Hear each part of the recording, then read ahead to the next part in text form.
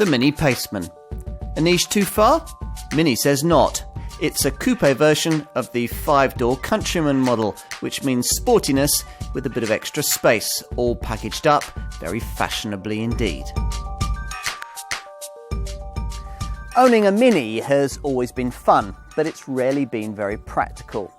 Lovely to have the go-kart handling and dinky little shape, of course, but over the years, many have quickly tired of the cramped cabin and rock-hard ride. The only way the brand could keep these people would be to bring them a sporty Mini that was also comfortable and spacious. This car, the MINI Paceman. It's the 8th member of the Mini family and probably the hardest to pigeonhole. But that all depends on how you look at it. Let me simplify it like this. Essentially, there are two kinds of Mini. The British-built hatch, clubman, convertible, coupe, roadster and club van models, all derived from essentially the same platform. And then there's a rather different, much larger 5-door design with styling cues to give it a Mini look, built for the brand by Magnus Steyr in Austria. The model we know as the Countryman. Take that car's greater comfort and practicality, then blend it with a coupe body style and a bit of traditional Mini fun, and you'd satisfy quite a few potential buyers. That at least is the thinking behind this car.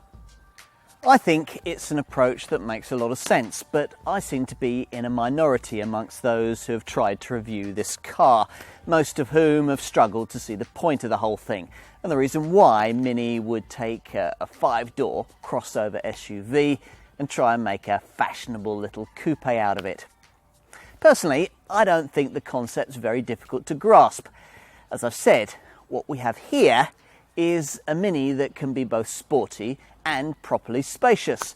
A car the marketeers have branded as a sports activity coupe. Time to put it to the test. So, what's it like? Well, let's insert the usual Starship Enterprise shaped key into the dashboard slot and find out.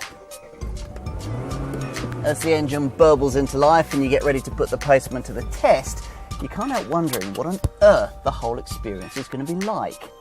The bespoiled 3-door body shape leads you to expect a hot hatch driving experience, but here behind the grippy little leather trimmed wheel, you're sat high up like you would be in an SUV. It's certainly going to be interesting. And sporty? Well, right up front, I'm going to need to manage your expectations here. This is a high-riding, chunky car. It's never going to handle like a much smaller, lighter, lower-set conventional mini hatch or coupe. So come, rather unrealistically, expecting that, and you're going to go away disappointed. There's far more body roll than Mini regulars will be used to, and the car is less ready to change direction at your slightest whim. It's quite hard to get all of the traction down through tighter bends too. Even if you're at the wheel of a model like this one, equipped with a DTC traction control and an EDLC electronic differential lock control package supposed to help you do exactly that. Well aware of all this, the development engineers have tried to improve things and return something of the brand's trademark go-kart style responses by giving the electric power steering a direct, hyperactive feel and by specifying firm sport suspension as a standard fitment across the range.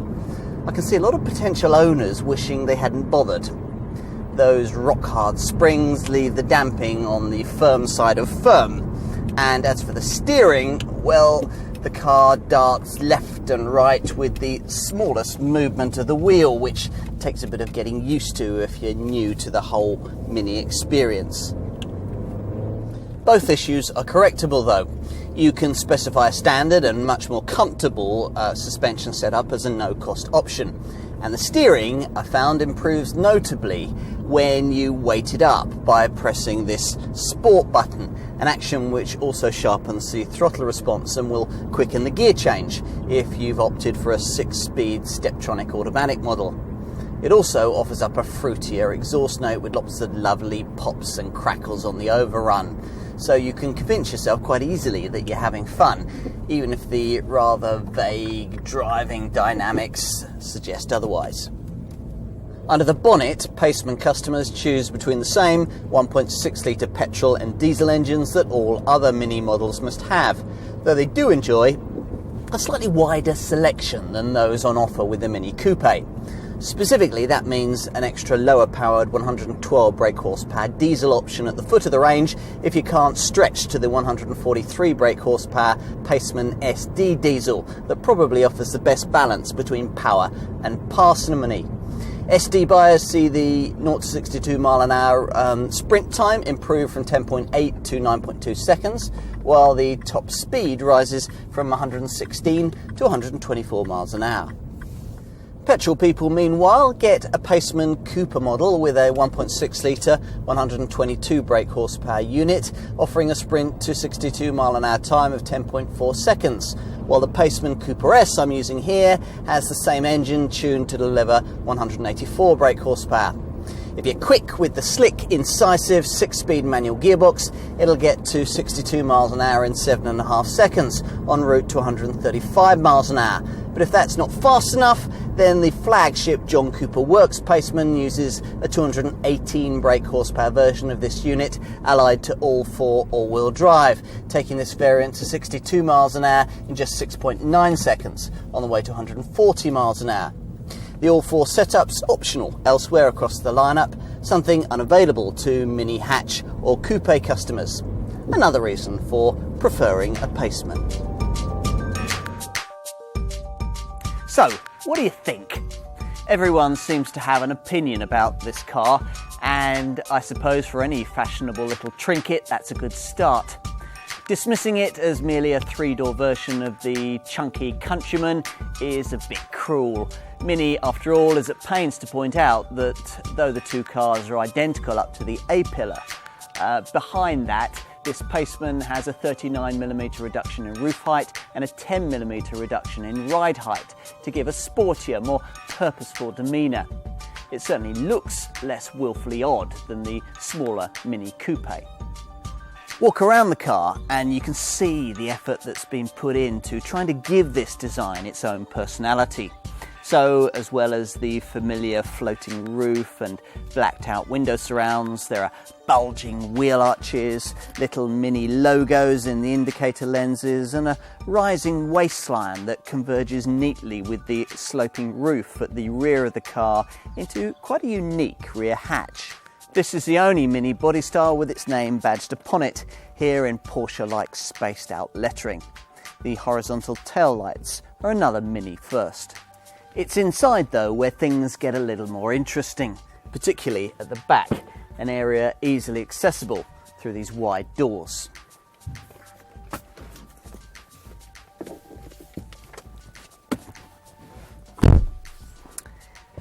The highlight is the unusual rear seat, which has been styled around a lounge concept. Now, that might be overstating things a bit, but you do get 2 and only 2 individual chairs with these armrests neatly integrated into the rear trim. Now, you couldn't exactly say that there's room to stretch out here, but the couple of adults who'd never fit in the back of a Mini hatch and can't be accommodated at all in a Mini Coupe should be fine on shorter journeys. One 6-footer can sit behind another front seat occupant of similar size without undue discomfort, and it also helps that the front sport seats are mounted a little higher than they are in the Countryman, so you can more easily slot your feet underneath them. Despite the lowered roof height, headroom is actually quite adequate, and to keep passengers interested in their surroundings, a 2-section version of the Mini centre rail storage and attachment system, first seen in the Countryman, comes as standard. A longer full-length version is optional. Up front, apart from a few minor details, redesigned air vent surrounds and different instrument binnacle trim, it's pretty much exactly as per that Countryman model, which is either welcome or a bit disappointing depending on your point of view. It's certainly not very coupe-like. You sit high up and stretch down to operate the gear lever just as you would in an SUV. As usual, you get a centrally mounted speedo the size of a dinner plate and big enough to also house the audio, the fuel gauge and the optional sat-nav. Another classic Mini touch is the standalone rev counter tucked in its own binnacle directly behind the steering wheel and including readouts for the fuel economy and the odometer, though it's necessary to slightly crane your neck over the centre steering wheel boss to read them. Buttons for the windows, which have been toggle switches below the speedometer on every Mini to date, have been moved to the door trim panel, where your takeaway supersized milkshake won't interfere with their operation. As for boot space, well, the fact that this Paceman has the same wheelbase as a 5-door Countryman and is pretty much exactly the same size really pays dividends here. Access is via a large and high opening tailgate, and once you raise it to reveal a usefully low boot lip, you'll find that luggage capacity is simply in another league from conventional Mini models, despite the way that the tail lights protrude into the load area. The Mini Coupe can offer only 280 litres, and that's only because it has no rear seats. The Mini Hatch has only 160 litres. In contrast, this cargo area is 330 litres large and can be further extended to 1,080 litres by pushing forward split folding rear seats that don't fold quite flat. There's also this useful underfloor compartment to keep valuables away from prying eyes.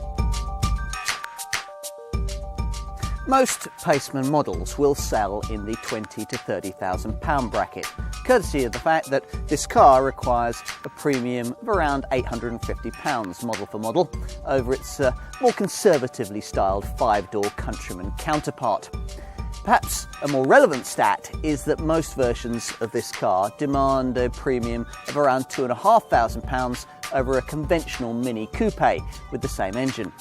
That gets you a proper set of rear seats, more sensible boot space, a higher set, more comfortable driving position, and running costs that are very little different. I can see a number of Mini buyers being tempted by that. Within the Paceman range, there's a £1,200 premium to pay in each case for the two main mechanical options, the 6-speed Steptronic automatic gearbox and, for the first time on a 3-door Mini, an all-4 4-wheel drive system. As for the engines, well, I'd suggest that there are really two main levels here. The entry point, just below and just above the £20,000 mark, gives you the choice of the Coupe or, for a £1,200 premium, the Coupe D. If your budget can stretch to around £23,000, you can move to the next level, where again there's a petrol or diesel choice. Here though, it's the SD diesel that's around £1,200 cheaper than the Coupe S petrol I've got here. From there, the Coupe S has a massive £5,000 price hike to go, not very much faster in the John Cooper Works version. That really would be hard to justify. As for rivals, well, it really comes down to exactly what kind of car you think this is. If you see it as a conventional coupe, there are of course plenty of other options, cars that would be largely untroubled by the cramped go-kart-like Mini Coupe, but will in theory be very much more closely targeted by this more spacious sporty model. I'll pick out 4 options you could consider. A Seat Leon SC would save you around £3,000 over a Paceman model for model, but it doesn't have the same charisma. You could say the same about Kia's Proceed, about £2,000 cheaper model for model. Or indeed the kind of Renault Megane coupe that list price wise isn't actually much cheaper than this Mini. For me, a more tempting choice would lie in BMW's own stable, in the 3-door version of the Munich maker's 1 Series sports hatch. It's slightly cheaper, and a number of the directly comparable versions offer more power. But against a Paceman, it probably won't be seen as such a fashionable choice. Others perhaps will try and compare this car to any number of GTI hot hatches. There are so many of these at around the £20,000 price point that we could be here all night in discussion of potential rivals. To pick out just one name, well, you could opt for a top-of-the-line Paceman Cooper S, like this, or Cooper SD, and have it fitted with all four-wheel drive in either case, and save yourself a couple of thousand over an only slightly faster two-wheel drive Volkswagen Golf GTI or GTD. That might be tempting to some. Personally, though, the more I think about this Paceman, the more I think it has more in common with a car that claims to be neither coupe or hot hatch. What do you think? A 3/4 scale 3-door Range Rover Evoque? The Paceman's sloping roofline certainly gives this Mini that kind of feel, and the Evoque shares this car's sportiness, its crossover SUV genes, its relative spaciousness and handling that's just rewarding enough to be considered interesting. The Land Rover product's much more expensive, of course, priced in the £30,000 to £35,000 bracket. For those potential buyers who can't stretch that far, the Paceman might be seen as an alternative. If, having considered all of this, you conclude that it is a Paceman that you really want, then whichever 1.6 litre petrol or diesel version you decide upon, you should find most of the expected items in place, of course, with plenty of room left over for the accessories where Mini really makes its money. Standard kit across the range runs to alloy wheels, power windows front and rear, power mirrors, a chrome-plated exhaust, a Thatcham Category 1 alarm immobiliser, rear parking sensors, height-adjustable sports seats, air conditioning, a decent quality stereo with USB connectivity and a DAB digital radio, plus Bluetooth phone compatibility and a 2-part interior centre rail system, to which can be fixed all manner of optional attachments for cups, sunglasses, even phones. And you get sports suspension, though there's a no-cost option to delete that in favour of the kind of softer setup that I think many potential owners would probably prefer. Safety kit runs to twin front, side and full-length curtain airbags, Isofix child seat attachments in the rear and a tyre pressure warning light. Plus, of course, there are all the usual electronic aids, cornering brake control and electronic brake force distribution for the anti-lock brakes and DSC dynamic stability control. All variants, bar the two-wheel drive versions of the base Cooper and Cooper D models, also get a package that gives you DTC dynamic traction control allied with EDLC electronic differential lock control, helping you to get the power down through tight corners. If you want to go further, then popular options include park distance control, an electrically operated glass roof, plus seat heaters, leather trim, and an uprated Harman Kardon hi-fi setup. This car has the Chili Pack. Around £2,500 buys you larger 18-inch alloy wheels, xenon headlights, ambient lighting, auto headlamps and wipers, front fog lamps, a sports steering wheel, a trip computer and more. And it has the Media Pack. Just over £1,600 gets you sat-nav and voice control. More advanced infotainment functions are available via Mini Connected. As always with this brand, personalisation is sure to be very popular, and there's an extensive choice of bonnet stripes, upholstery variants, interior services and colour lines. Get a bit creative. Mini has worked at improving this car's efficiency with a comprehensive raft of measures dubbed minimalism. Now these include brake energy regeneration, a shift point display to help you time your gear changes, electric power steering, demand-based use of ancillaries such as the alternator, and most importantly, an auto start-stop system to cut the engine when you don't need it, stuck in traffic or waiting at the lights. The result is a set of some very good fuel economy and emissions figures that are only around 10-15% worse than those of the Mini Hatch and Coupe models. Despite this Paceman's extra size and weight, it's around 75 kilograms heavier than a Mini Hatch. The 1.6 litre 122 brake horsepower unit returns combined cycle fuel economy of 47.1 miles to the gallon, with CO2 emissions of 140 grams per kilometre. The Coupe S Paceman that I'm using here doesn't fare much worse at 46.3 miles to the gallon and 143 grams per kilometre. Figures that'll fall to 38.2 miles to the gallon and 172 grams per kilometre in the rare John Cooper Works flagship variant. Go diesel in a Coupe D and you'll be looking at 64.2 miles to the gallon fuel economy and 115 grams per kilometre emissions, while the punchy Coupe SD still gets a respectable 61.4 miles to the gallon with an emissions figure of 122 grams per kilometre.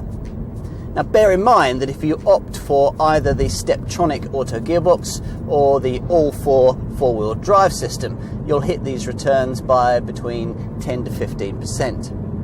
Residual values on any fashionable little car tend to be very speculative.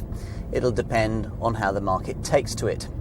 Expect to do better than you would with a mainstream hot hatch or with rival coupe models from Renault, Kia or Seat.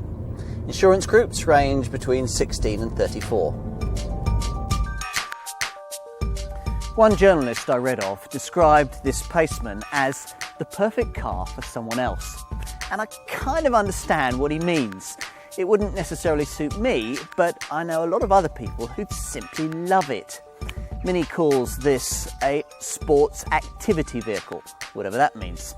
I'd simply call it a cute ute, a crossover with a bit of sporting attitude. A larger Mini that can also let its hair down a bit. According to its marketeers, this isn't a car defined by age or gender, which is probably right. It's as likely to be driven by an upwardly mobile 30-something man as it is by a retiree or a lady who lunches. Yet another reason why this car is so difficult to pigeonhole. But then that's probably part of its charm. What we do know is that the MINI Countryman's younger, sportier coupe cousin offers something refreshingly different. And it's perfectly pitched to satisfy those who want a sporty Mini with extra space and style, just as it was intended to.